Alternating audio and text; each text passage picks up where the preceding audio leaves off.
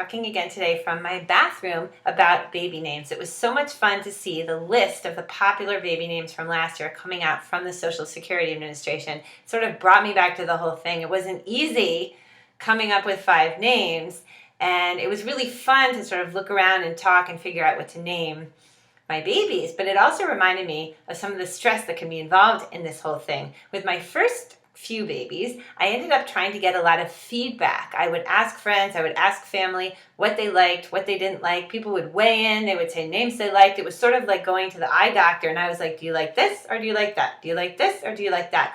And in the end, I found that this really wasn't such a good thing to do because I felt more pressure if I wasn't going with somebody's choice. I felt like people, especially family members, got very invested in the names that they wanted. And it made it more confusing for my husband and I to sort of sift through and figure out what kind of name we wanted to choose for our baby. In one example, my mother wanted Marcus and my mother-in-law wanted Morris, or some sort of M name. And we wanted to name our son Headley, which we did. And people were like, why do you need Headley? You've got Harry and you've got Henry. Or someone else said, Headley sounds like a cheese, and I've never really forgotten that one.